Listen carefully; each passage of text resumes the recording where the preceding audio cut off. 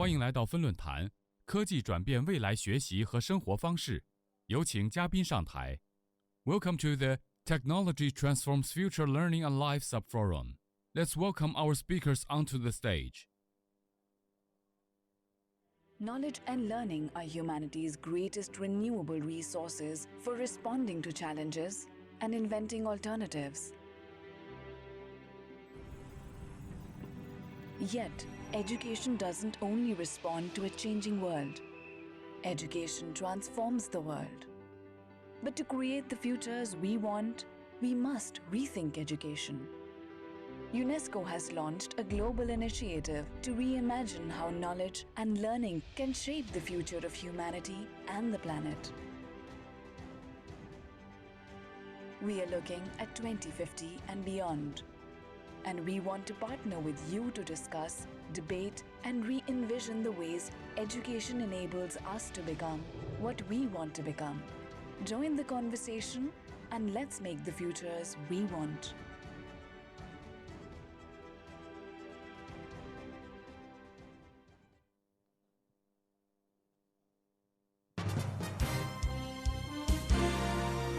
Good afternoon. I would like to invite the speakers to the stage. So the speakers today are Professor Amany Atef, Mr. Stephen Duggan, Professor Ronghuai HUANG, and Professor Ibrahim Kushchu. So I am pleased to welcome you at this sub-forum organized by the UNESCO Institute for Information Technologies and Education.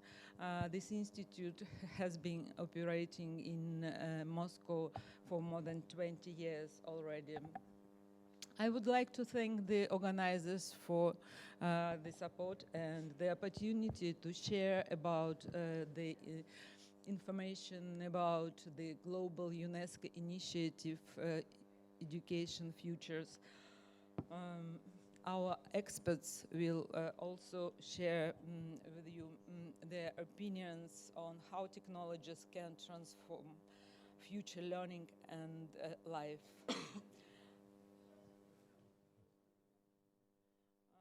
The global initiative will involve research and open consultations, face-to-face and online. The purpose of these activities will be to reimagine how technology and knowledge can change, how technology can change knowledge and learning, and how this can shape our future. The project uses the concept of the futures in the plural. This is to reflect the fact that, well, there are many different, multiple dimensions of the future. So there will be created an agenda for global debates on the futures of education. An international commission headed by Her Excellency Mrs. Zewde Saleh Work, President of the Federal Democratic Republic of Ethiopia, will consider the findings of the working group of the Agile team working on the project, and here are some of the members of this international commission that are thought leaders from different countries throughout the world. So, as I mentioned already, the main instrument or mechanism will be open consultative process, and at the end of this session, after our experts deliver their presentations, I'll ask these questions. I'll ask them to answer these questions. So the consultations will be open, and you will also be able to join the consultation, and your voice will be heard. Thank you. And our first speaker is Mr. Stephen Duggan. The floor is yours. Thank you. I'll wait for the slides to appear. Okay.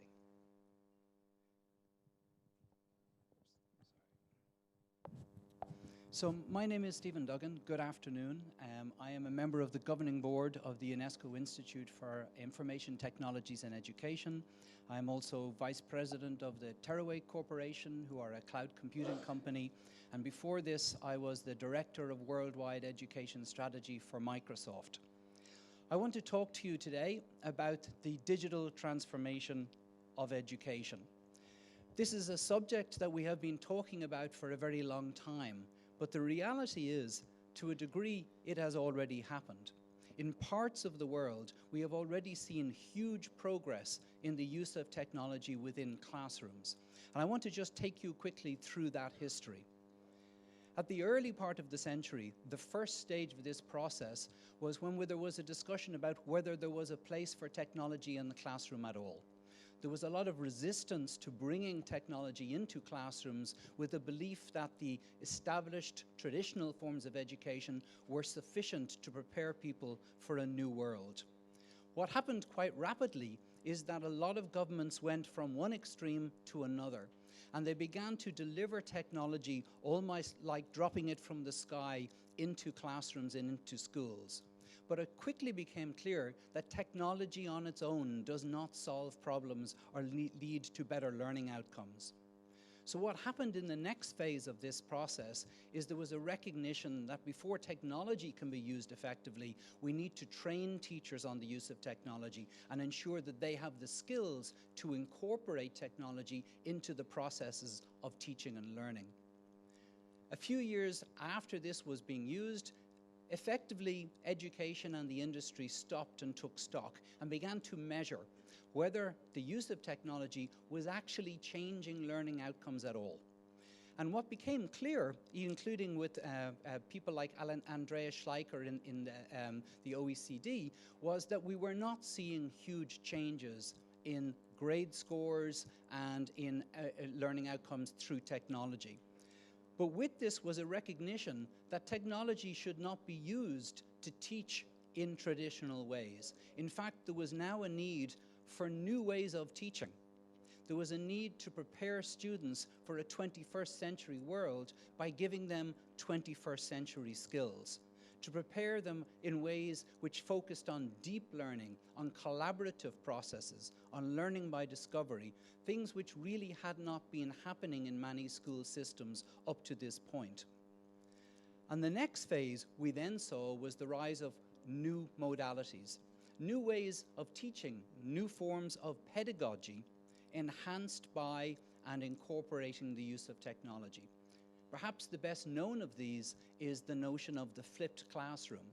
And what happened with the flipped classroom, strangely, was that in many cases the technology moved out of the classroom and students used technology during their periods of study at home and then came back into the classrooms and engaged in discussion with an understanding that they'd used the technology to already consume the knowledge. And then what happened in the classrooms was something much more cooperative, much more geared towards the sort of environments that the students would face when they left school. And what happened at this stage is, to a degree, a period of consolidation. And it was recognized that a lot of change had in fact already taken place. We had seen a change from teacher-led classrooms to project-based learning. We had seen a move towards different forms of classrooms, both in physical setup and also in terms of the pedagogical approach that was taking place within classrooms. We saw greater emphasis upon collaborative learning with the recognition that although most educational systems send students individually to take exams, when those students go into the world of work, the first thing they will be asked about is how they can work in teams, to work in a collaborative way with others. And also there was a focus much more on the notion of personalized learning, that effectively the curriculum can be tailored to the needs of individual students, taking cognizance of where their individual strengths and weaknesses lie. So where are we now? What's happening now in technology and education is a focus upon data and artificial intelligence. What the technologies are allowing us to do now is to collect and use data in a way that helps educators drive better learning outcomes. And data effectively is captured in 4 different stages. The first thing that happened as this new movement began was the collection of data. Data from every form of system, every form of repository of knowledge, and literally just pulling that data together. The second phase was visualizing that data. When we actually can generate reports, then we can gain insight. The third phase in the process is about predicting the outcomes.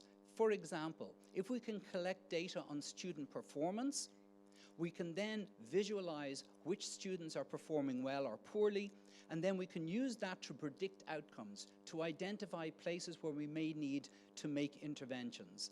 And that brings us to the last stage, where we're actually affecting outcomes.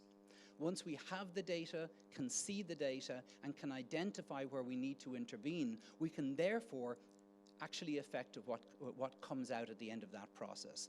And if I can illustrate this, think about something as simple as 2 different students and trying to identify which of them needs most assistance.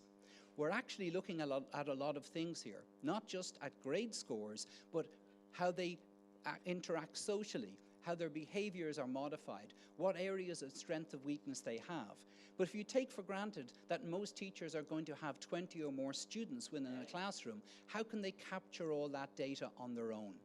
And then if you think of a secondary school teacher, for example, a job I held for 12 years, you might have as many as 200 students.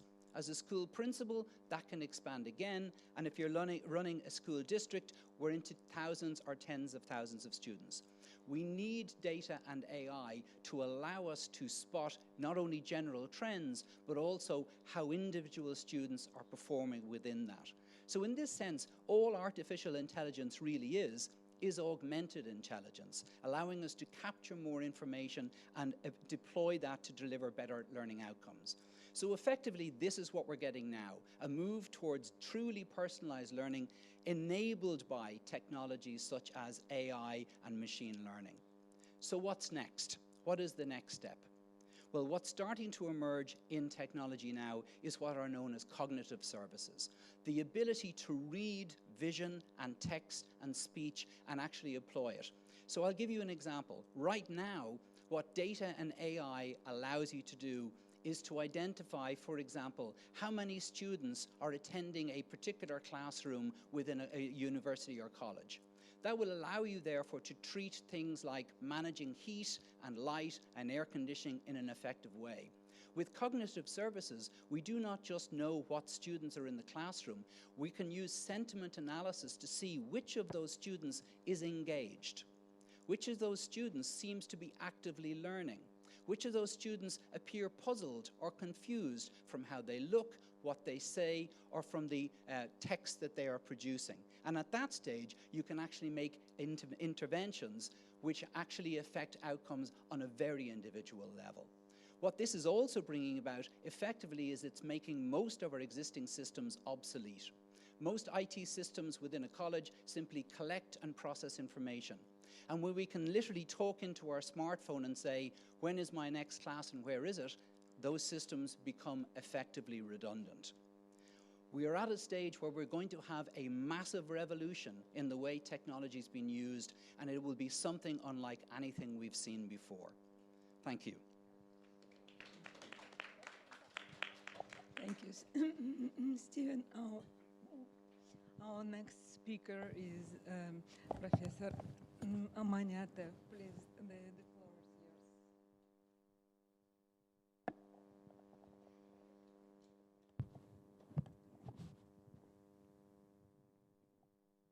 Hello, everybody. Thank you so much to have me here today.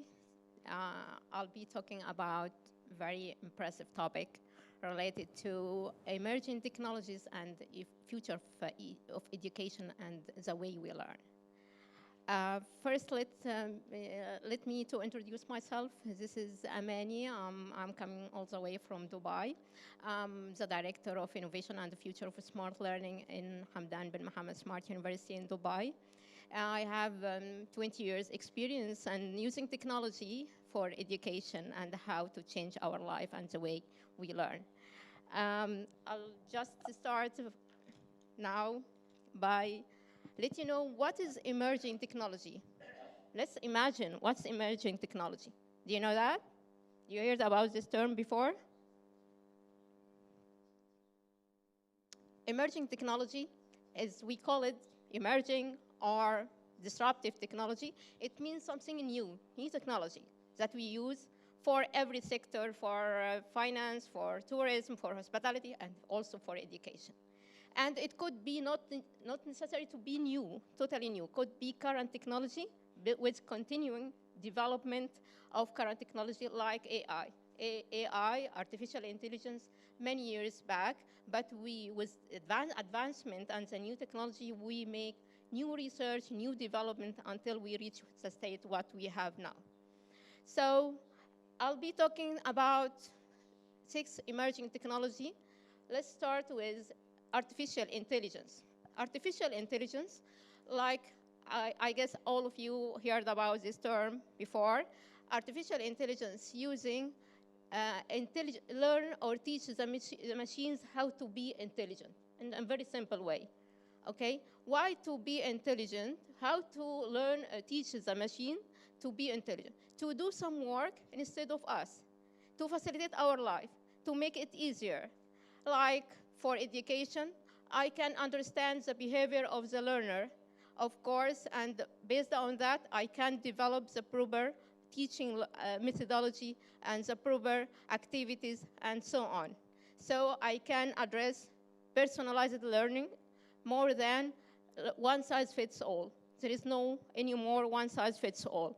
There is learning for everyone, personalized learning. Also, I can give support 24/7. We used to say support 24/7, but do we really offer support 24/7? No, using something based on AI like chatbots. Chatbots can give real support for 24/7 because machine doesn't sleep, okay? They are up 24/7. Once you give a question, anytime they answer you. So of course, chatbots can do a lot of jobs like supporting, like answer questions, like also teach fundamentals, okay? Like give or support or propose some new topics to learn, to supplementary material and all that. So artificial intelligence, machine learning, deep learning, all that topics facilitate our life in education and make education better for the future. Second topic is augmented reality. Augmented reality is really impressive. It is immersive learning. How to mix physical world with technology to make something is impressive or immersive learning. So you experience learning more than to read about it. Okay, imagine that using virtual reality or augmented reality for physics, for biology, for anatomy. You live inside the human body more than to teach but to learn about it from the books, okay? So imagine the electricity for that in physics. We used to hear about electricity, but now you can be inside electricity, you can imagine the world of electricity, you can live in it, and you can imagine it. So imagine how education could be. You live the experience rather than to hear about it, okay? This is what we call it immersive learning. Okay, so this technology very helpful to change the way we learn, especially the science aspects like biology, chemistry, physics, and a lot of things in science. So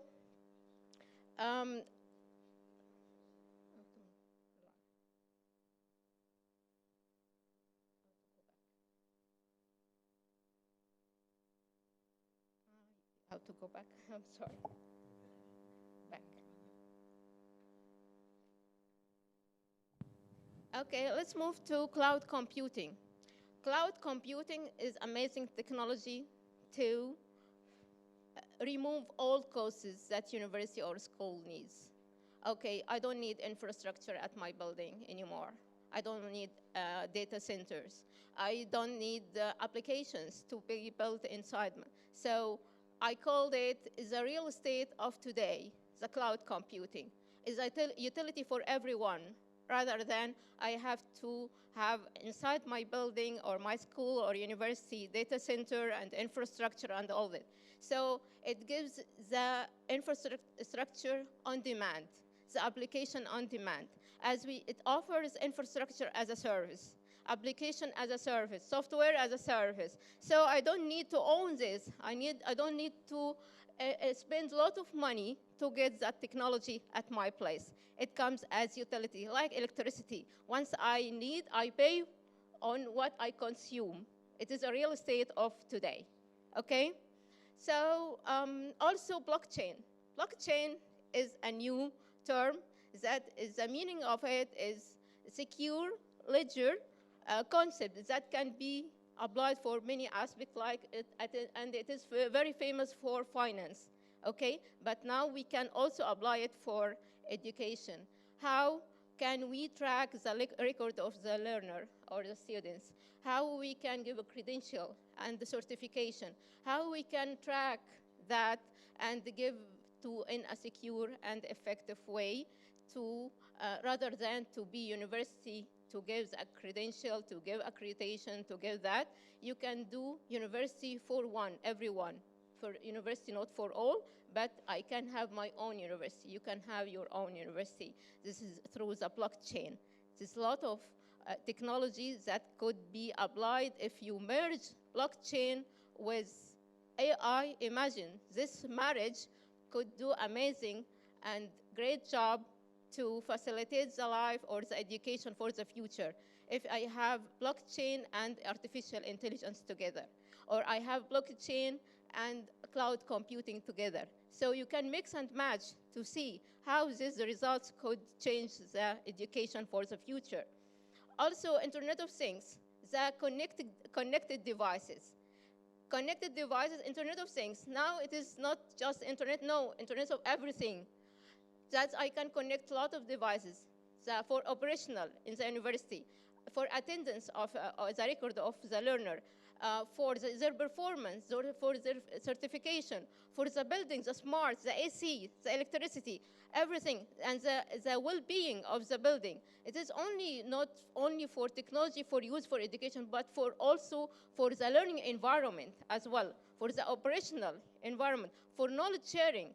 Connected device means knowledge and data sharing. So all the devices can connect it together, talk to each other, sharing information, sharing data, and you learn on the go, okay? So imagine that your car anywhere, and it is already with very small chip or Internet of Things. It has problem or to be fixed, and the car will call the mechanics. And you are at work, it will call the mechanics. And you are connected the car with your credit cards, and the mechanics that come and fix the car and they pay it, and you don't know about that. Imagine that. So it facilitates our life. It saves time, saves money, okay?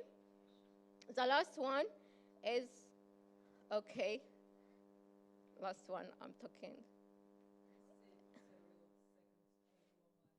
Oh, sorry. So, yeah. The cloud computing, 5G, the last one is the 5G. 5G expects that 5G, it means extra connectivity and streaming. Network coverage can be everywhere with larger bandwidth and all this. So 5G can help you to have on your mobile devices and smartphone a lot of media like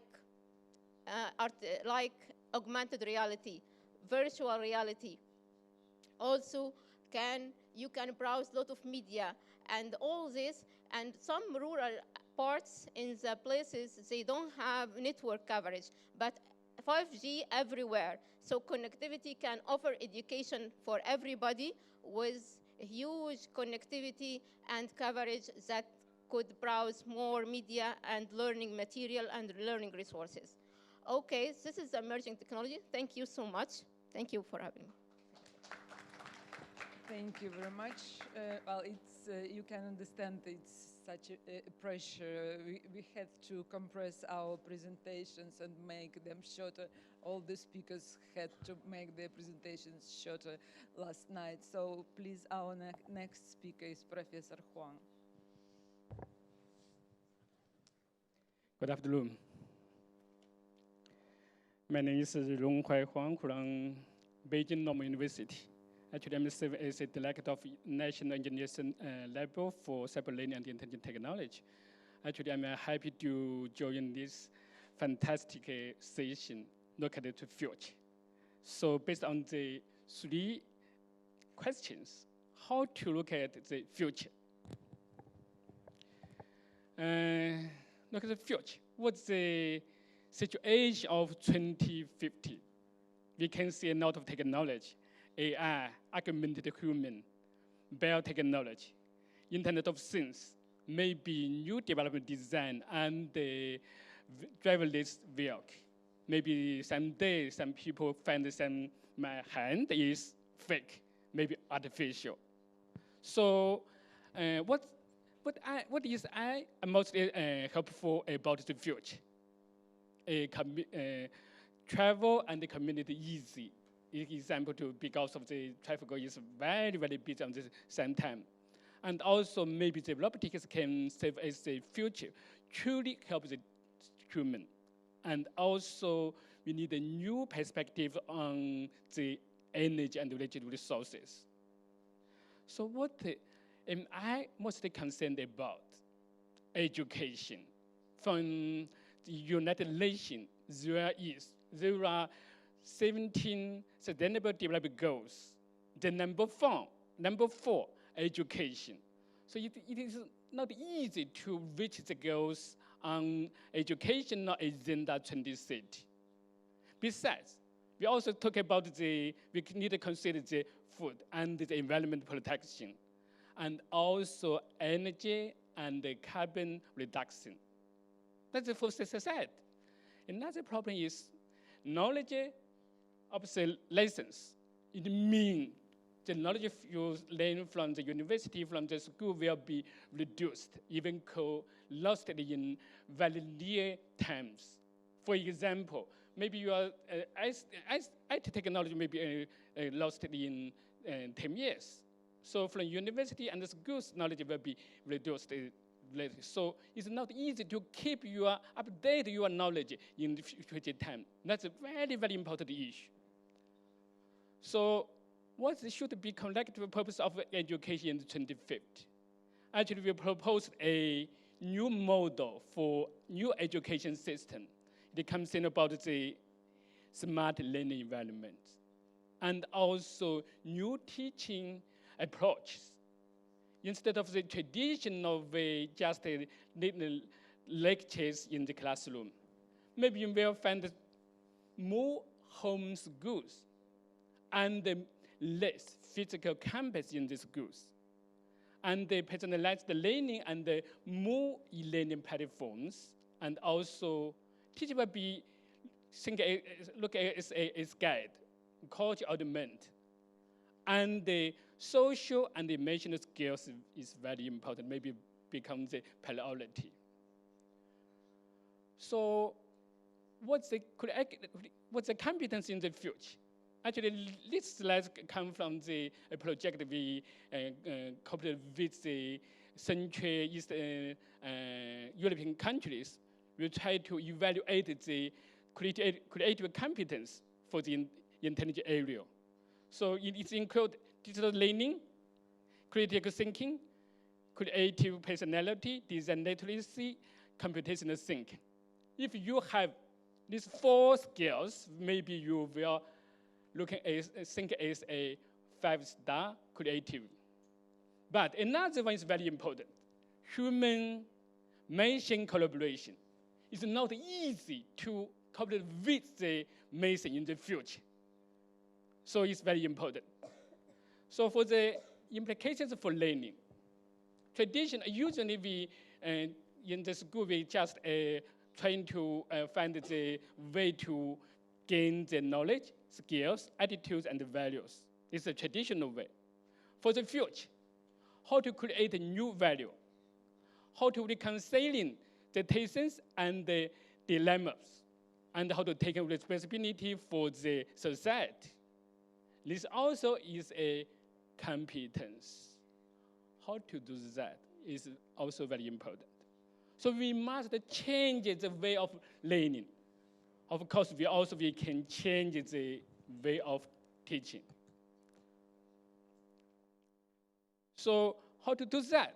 We propose another project, intelligent technology, how to transform education. This project is based on the report, comparative report of using intelligent technology to transform education, compared between China and America. So we need to create a new education in college.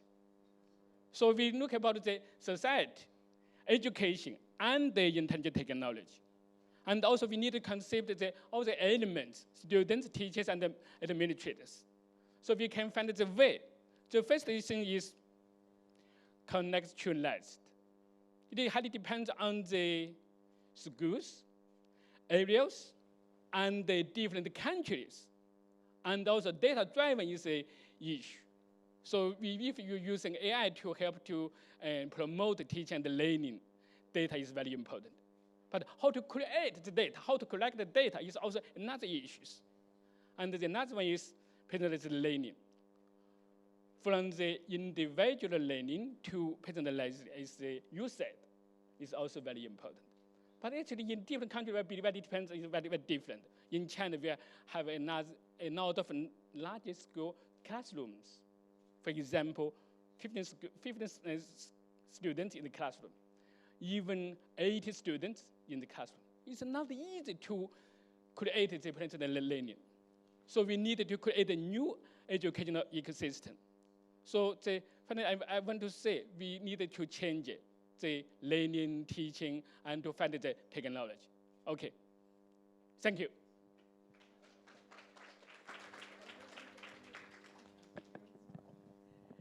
So, well, we are moving very dynamically, so we save some time. And our last speaker is Mr. Ibrahim Kushchu. Thank you very much. So I am kind of in an advantage of 2 minutes. Excellent.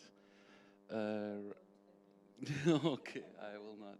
Now, we professors, we like to move around and, talk like this. Good afternoon. I'm Ibrahim Kushchu. I am running a company called TheNextMinds.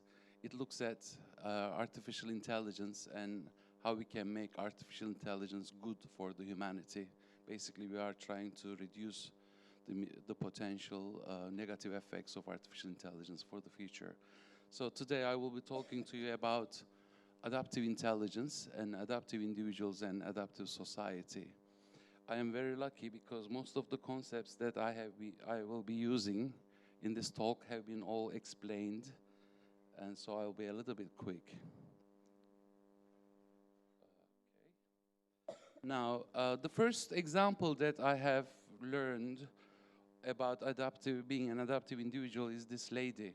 She was born in one of the remote areas of Turkey, in a rural area, just before the World War I. And as a young lady, she found a job in one of the local hospitals. Now, she worked with the French doctors, because at that time there were some French presence in that part of Turkey. She learned a bit of French, but what is more important, because she didn't know how to read and write, because she had never had an opportunity to have a formal education, she learned about drugs. When you showed her a box of a drug with its color, size, and some of the letters, she would be able to tell you what this drug is used for, and more critically, what are the side effects of these drugs. She would have memorized by the time she was working in this hospital. This core skill has helped her a lot, all through her life, especially when, after her husband died early and unexpectedly and left her with 7 kids at a young age. Now, I am one of those kids. I have learned from my mother how to be adaptive, and I'm the youngest of all. Now, in terms of artificial intelligence and adaptive intelligence, in artificial intelligence, we study a lot of various types of intelligence, and most of them has been kind of mentioned in the previous talks. But today, I will talk to you about artificial intelligence. Now, intelligence is a capacity to reduce uncertainty, to respond to changes in and around our life. One of the most important characteristics of intelligence is that it is dynamic and it is adaptive. We study our animal intelligence, we study plant intelligence, but what is, for this talk, important is the collective intelligence. Here is an example of simulation that we do with robots. We look at ants, how they make structures, and then we try to simulate the same in machines. Now, this is important for our collective and adaptive intelligence. If you look at this picture, you will see that a colony of ants compute the shortest path from the food source to their nest. So when ants move around, they lay pheromone, and this pheromone attracts other ants. If the path is shorter, there are more pheromones on that path than the longer paths, because traveling is more. So the more the ants travel in the shortest path, the more effective is the smell. So the other ants get attracted, and by this means, they compute the shortest path between food source and the nest. This system, there's no central authority. Nobody tells them where the food is and where the short path is. And in this system is adaptive. If you break the shortest path, then you will see that they will find the next available shortest path by the help of those ants who are not on the optimum rule. Now, what does this mean for us? Now, AI will create a world of wonders with IoT, augmented reality, virtual reality, and other technologies that we've been talking here, with the cloud and automation. Now, we will have objects and devices everywhere in our body and around us, and these devices will be talking to each other, and they will be solving certain tasks which will help our daily life and also for our business life. And this will be seamless. Mostly we will never feel that these tasks have been solved for us. Now, there will be lots of forms of communication between machines and human, and machine to machine. So data will be all around us, like the oxygen that we are breathing. So for this kind of future, what does this mean for education? Now, this kind of future will help us to train adaptive individuals for the skills that we don't know yet. And maybe for the skills that we don't know that we don't know. Because this kind of future is creating a lot of uncertainties. Now, what are the means of making that kind of education? Is customization, personalization, that has been just already mentioned. Now, think about no classroom, but everywhere, no classroom, but individual and authentic learning. Think about no school buildings, but everywhere is a platform for learning. Think about no one-size-fits-all content, but personalized and customized delivery of educational materials. Now think about no teachers. No, I think we will always need teachers, especially even though a robot will teach you certain content, but we will need value-based training. With these machines all being around and machines maybe being on our body, the value-based learning will be even more important. But the key question is, who is this for? I think all these problems that have been mentioned, especially in the sessions before lunch, shows us that it is not always the system, educational system, which is wrong or which has problems. It is how we see the society. It determines how we are actually designing our educational system. So we have to really reimagine this and think about this. Now, are we designing this education system, again, for the powerful, who has the money, who has the data, who has the wealth? Or are we designing this system for a kid looking for a clean water in Africa, or a farmer at the top of the Himalayas? These questions are very, very important. Now, for the first time in the history of humankind, we have a technology with artificial intelligence that will help us to be able to create an educational system, a learning system that will respond to the needs and desires, abilities and capacities of individual learners to become adaptive. So we shouldn't really miss this opportunity, especially for underserved communities. And is this going to be possible? Personally, I don't think it will be. And sadly, I don't think it will be. And I will leave you with the question, why not? It will not be, why it will not be possible. Thank you.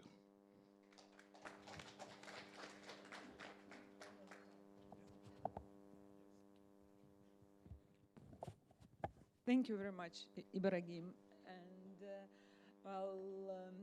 now I would like to propose you to do an exercise together with us. I will ask a question and each of the experts will answer. But I would propose all of you to start thinking about the future, because as soon as people, usually we think about some ordinary things, what we have to do tomorrow, next month, next year, etc. But the horizon of this project is 2050 and beyond, which is quite far away. But try to think about what will happen in the next 10, 20 years.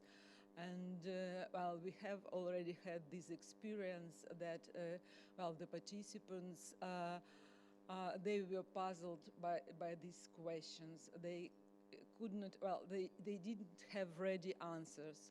They left our meetings, but they continued thinking about this. And so please start thinking. So the first topic and question is our changing world. How do you view the future? When you think about 2050, what are you most hopeful about? What are you most concerned about? Can we have all mics on? No? Yes. So, who is ready? Please start. Stephen. Okay, thank you. What am I most hopeful about and what am I most concerned about looking at 2050? I suppose what I'm most hopeful about is that technology will mean that no student gets left behind or gets left out. Right now, we know that 1 in 7 people on the planet is functionally illiterate. My hope is that technology will allow more people to get engaged and involved in education, not just students in universities and colleges like I described, but, for example, a child in sub-Saharan Africa who has had to leave formal school, if they ever had a chance to attend, who could use their smartphone to continue to get access to knowledge. What I'm most concerned about, strangely, is not about technology, but it actually is about arts and culture. There are 7,000 languages on the planet, and every 2 weeks, one of those languages disappears. I'm very concerned that in American schools, there is less and less money being spent on arts and drama and the humanities. Some of the best technologists I've worked with in places like Microsoft actually had studied history or literature or languages or social work. And I am sometimes concerned that with a focus on technology, we forget that technology encompasses every subject and every facet of life. Thank you, Stephen. You actually started answering the second question. So the first question is very general about how do you view the future. And the second question is about the future of education. So you already answered the first two. Who is ready? Actually, my presentation is based on all these three questions. Actually, I want to say something actually in the future. More technology, this political system, economic system, so many issues need to be considered. So I can help the human will be human. And the education need to match the needs of this society development. Okay. My concern about the future is the technology to be affordable for everyone. Still now, network is not, and the internet access not for everyone. Technology is not for everyone. And I concern about learning to focus more about creativity and innovation, not only teaching and learning. Technology to facilitate the job of teacher or faculty to research more, to do more research, to encourage creativity and innovation and change the curriculum for the best of our future. Because learning and teaching is happening anyway, but creativity and innovation needed for better future.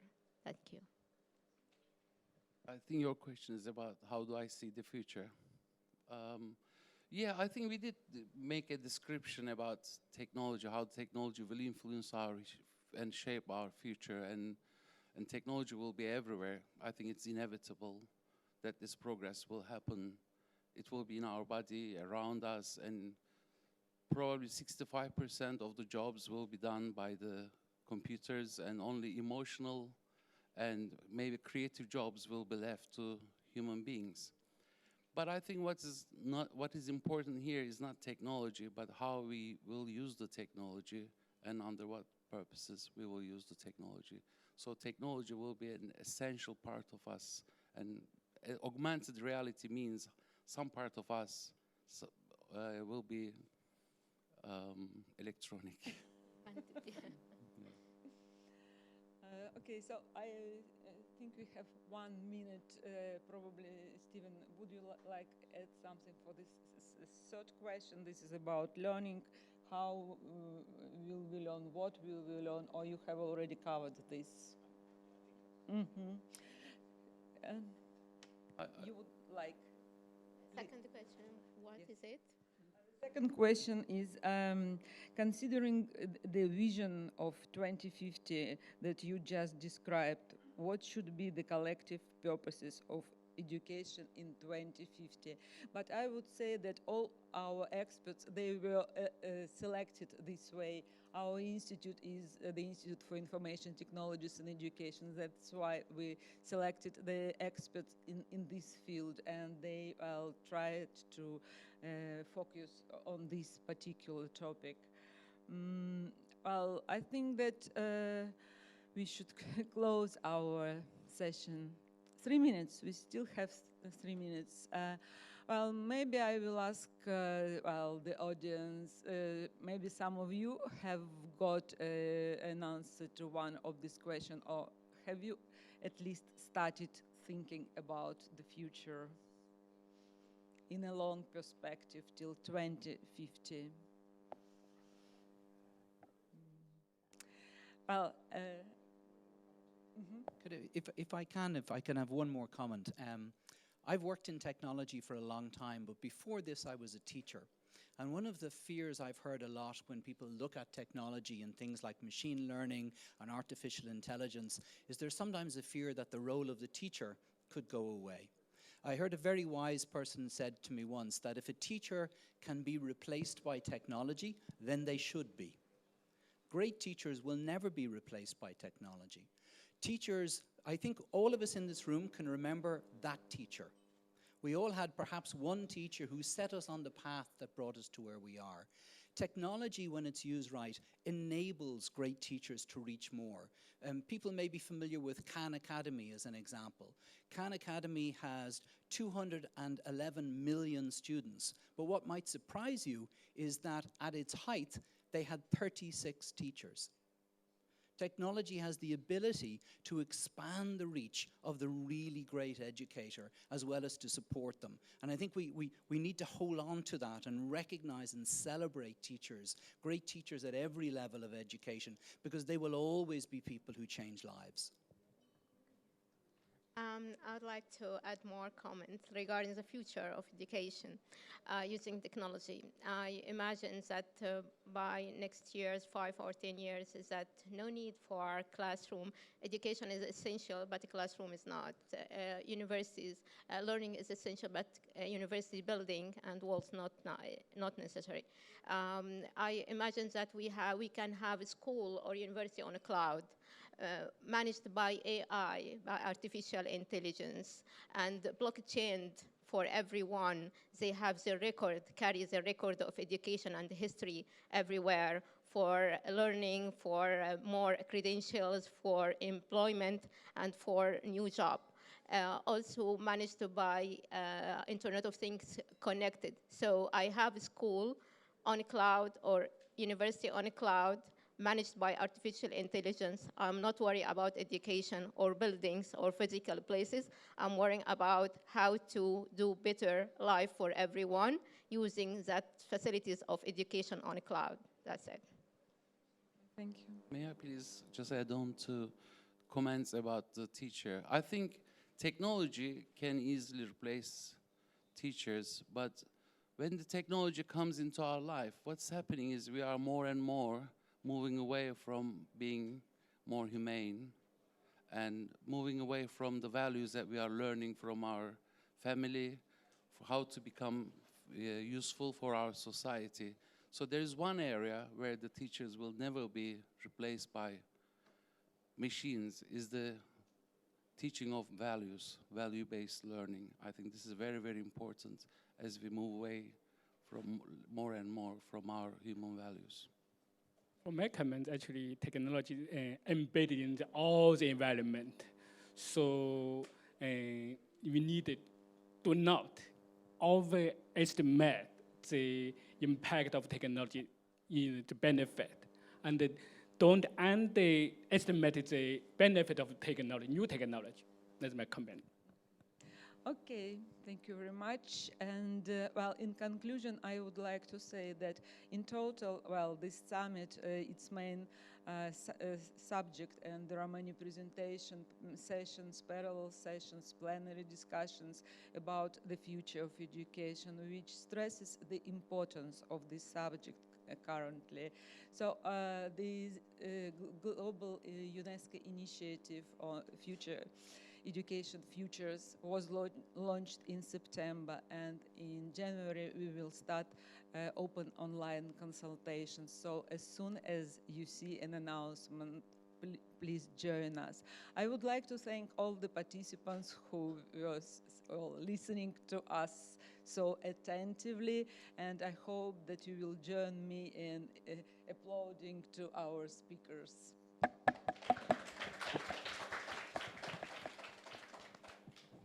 Thank you.